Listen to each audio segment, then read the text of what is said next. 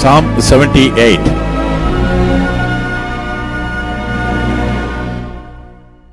Maskil of Asaph. Give ear, O my people, to my law. Incline your ears to the words of my mouth. I will open my mouth in a parable. I will utter dark sayings of old, which we have heard and known, and our fathers have told us. We will not hide them from their children, showing to the generation to come the praises of the Lord, and his strength, and his wonderful works that he hath done. For he established a testimony in Jacob, and appointed a law in Israel, which he commanded our fathers, that they should make them known to their children, that the generation to come might know them, even the children which should be born, who should arise and declare them to their children, that they might set their hope in God, and not forget the works of God, but keep his commandments, and might not be, as their fathers, a stubborn and rebellious generation, a generation that set not their heart right, and whose spirit was not steadfast with God.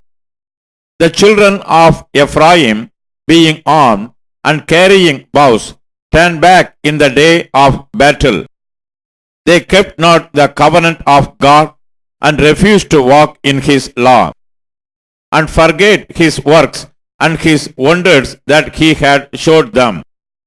Marvelous things did he in the sight of their fathers in the land of Egypt, in the field of Zoan.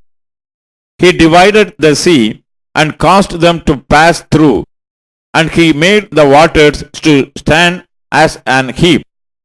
In the daytime also he led them with a cloud, and all the night with a light of fire.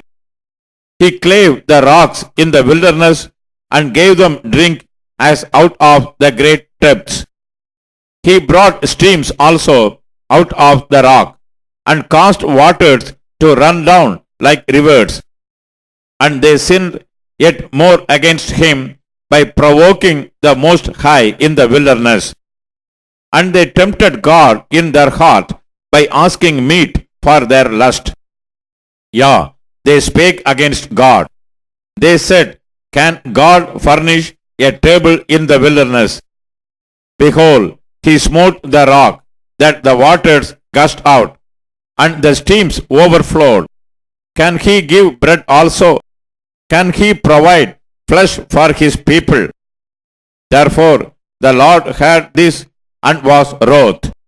So a fire was kindled against Jacob, and anger also came up against Israel, because they believed not in God, and trusted not in his salvation. Though he had commanded the clouds from above, and opened the doors of heaven, and had rained down manna upon them to eat, and had given them of the corn of heaven. Man did eat angels' food. He sent them meat to the full. He caused an east wind to blow in the heaven, and by his power he brought in the south wind.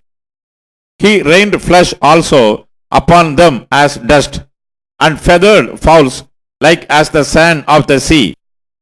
And he let it fall in the midst of their camp, round about their habitations. So they did eat, and were well filled, for he gave them their own desire.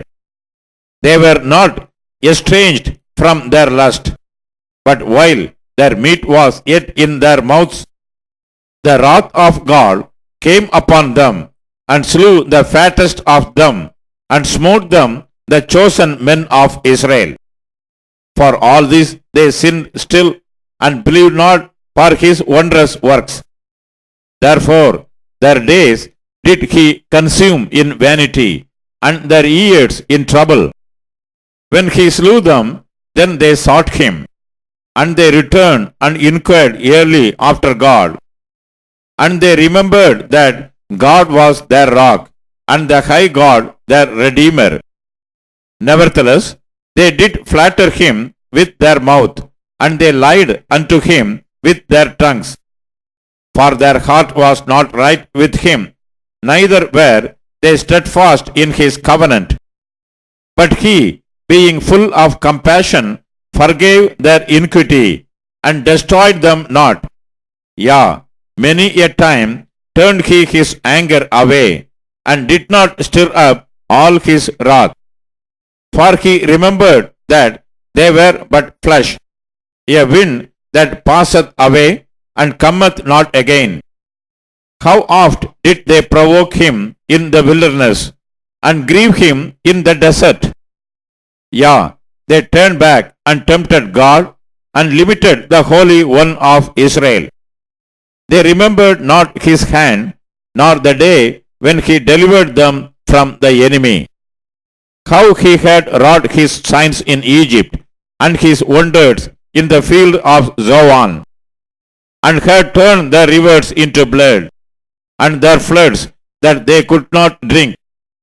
He sent divers sorts of flies among them, which devoured them, and frogs which destroyed them. He gave also their increase unto the caterpillar, and their labor unto the locust. He destroyed their vines with hail, and their sycamore trees with frost. He gave up their cattle also to the hail, and their flocks to hot thunderbolts. He cast upon them the fierceness of his anger, wrath, and indignation, and trouble by sending evil angels among them. He made a way to his anger.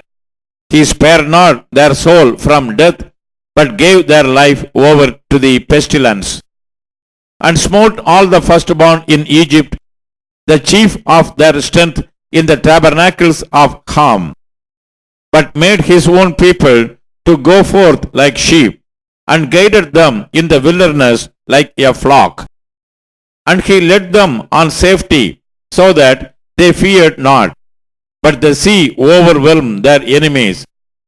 And he brought them to the border of his sanctuary, even to this mountain which his right hand had purchased.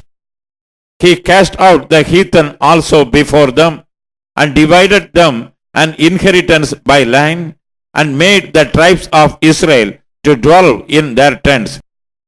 Yet they tempted and provoked the Most High God, and kept not his testimonies, but turned back and dealt unfaithfully like their fathers. They were turned aside like a deceitful bow. For they provoked him to anger with their high places, and moved him to jealousy with their graven images. When God heard this, he was wroth, and greatly abhorred Israel, so that he forsook the tabernacle of Shiloh, and tent which he placed among men, and delivered his strength into captivity, and his glory into the enemy's hand. He gave his people over also unto the sword, and was wroth with his inheritance. The fire consumed their young men, and their maidens were not given to marriage. Their priests fell by the sword, and their widows made no lamentation.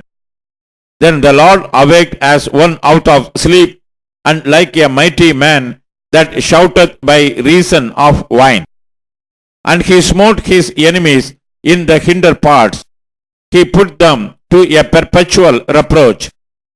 Moreover, he refused the tabernacle of Joseph, and chose not the tribe of Ephraim, but chose the tribe of Judah, the Mount Zion which he loved. And he built his sanctuary like high palaces, like the earth which he hath established forever. He chose David also his servant, and took him from the sheepfolds. From following the eaves great with young, he brought him to feed Jacob his people, and Israel his inheritance.